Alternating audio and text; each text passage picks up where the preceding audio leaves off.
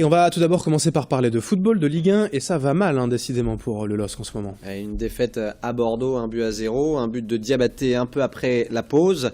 Le LOSC voyage décidément très mal cette saison. Les 4 derniers déplacements se sont tous soldés par des défaites, et la dernière victoire à l'extérieur remonte en tout début de saison, c'était face à Caen, et c'était à la mi-août. Alors ce week-end, clairement, Gay, Martin et Roux ont été plutôt décevants, notamment dans la construction. Ça a été un match néanmoins équilibré, mais dans ce genre de match, la victoire ou la défaite se négocie sur des détails, Oui. des détails qu'ont mal négocié les Lillois.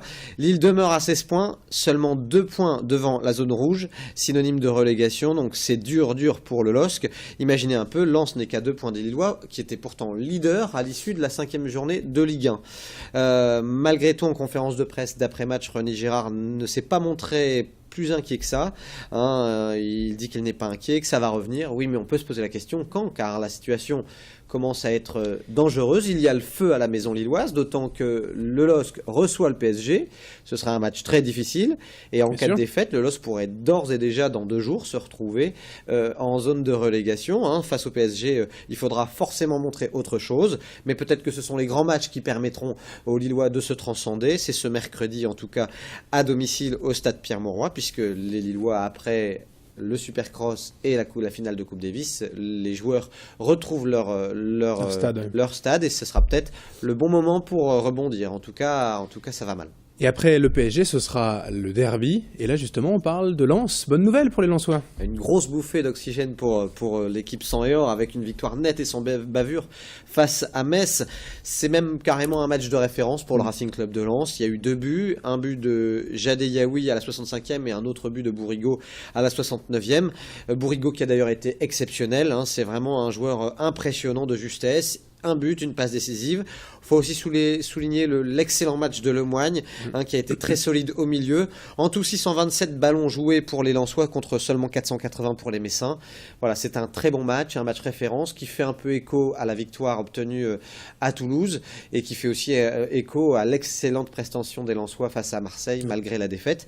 Voilà, c'est les Sang et Or, bon, malgré tout, sont toujours relégables, mais on a envie de dire que le sportif réussit parfois à répondre aux coulisses. On sait que les coulisses financières sont vraiment catastrophiques, et bien le sportif en tout cas est là, et c'est très bien pour Gervais Martel et ses troupes. Et ça reste quand même assez exceptionnel ce que font les Lensois sur le terrain. Ils jouent à Amiens, ils sont pas à domicile, ils ont des problèmes extra-sportifs, et pour l'instant, en tout cas, c'est plutôt pas mal, on va dire. Du football encore, mais de la Ligue 2 avec Valenciennes. Rapidement, pour dire que Valenciennes joue ce soir face à Nancy, Nancy qui est 4e, c'est un match pas facile face à une belle équipe, d'autant qu'il faudra garder un peu de jus pour les Valenciennois, qui, rappelons-le, jouent en Coupe de France ce vendredi face au Petit Poussé, face à Lille Sud, à l'occasion du 8e tour de Coupe de France. Une semaine chargée pour Valenciennes. Un mot aussi de handball, c'était la Ligue des Champions ce week-end pour le SDK. Victoire des Dunkerquois à l'extérieur en Suède, et là où on avait presque enterré les Dunkerquois dans cette Champions League, eh bien la qualification est encore possible malgré plusieurs absents. Les Dunkerquois ont livré un match plein, victoire 28-25 contre Aalborg. Voilà, il y a encore une petite possibilité d'aller chercher la qualification pour Dunkerque. Du basket aussi, il y a une fin de série pour le BCM. Fin de série pour le BCM qui s'est incliné à Orléans, alors qu'en Pro B, le derby a souri à Denain de 2 petits points face au Portel. Orchy, de son côté, l'a emporté facilement face à Souffelweiersheim, et Lille s'est imposé également face à Angers. Orchy reste 4e de Pro B, à quelques encablures des 3 premiers. Du tennis aussi, le TCL se maintient. Alors, dans la douleur, puisque Lille termine 5e sur 6 équipes de sa poule, mais le TCL se maintient. Mertens a été impeccable samedi en rapportant 2 points qui n'ont pas permis la victoire, mais qui ont permis au TCL de se maintenir. Alors c'est une petite surprise, parce que le Tennis Club Lillois avait participé à quasiment toutes les phases finales ces 5-6 dernières années, mais en tout cas c'était l'objectif premier avoué par Henri Magnan, le président. Le maintien s'est obtenu.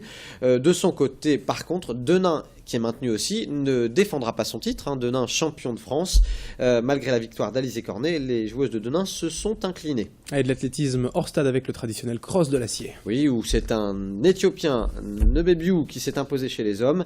3 Éthiopiens dans les 4 premiers. Et chez les femmes, c'est pareil. Teferi qui l'a imposé avec deux Éthiopiennes aux 2 premières places. Tir groupé des Éthiopiens donc.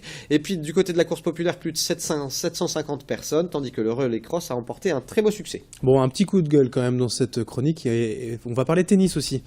On va pas donner du grain à moudre à la polémique, mais c'est vrai que de voir que Jo-Wilfried Tsonga, 6 jours après la finale de Coupe Davis, disant qu'il n'avait pas pu jouer, qu'il avait une douleur au bras, que le samedi soir apparemment il pouvait même pas serrer sa raquette, de savoir que 6 jours plus tard il a joué 2 matchs d'exhibition à Manille pour un gros chèque, c'est un peu choquant. On connaîtra jamais le fin mot de l'histoire, mais d'un point de vue des spectateurs, c'est un peu décevant, parce que peut-être qu'en allant au bout de lui-même, comme l'a fait Federer qui lui aussi était blessé au dos, il aurait peut-être pu apporter davantage dans le cadre de cette finale. Parce que c'est sûr que 6 jours après aller à l'autre bout du monde pour jouer 2 sets d'exhibition, la question se pose. Absolument, ouais. Merci Guillaume pour l'info donc sport du week-end. Et c'est la fin de cette chronique. Bonne semaine à vous et à vendredi. Bonne semaine à tous, à vendredi, Adrien.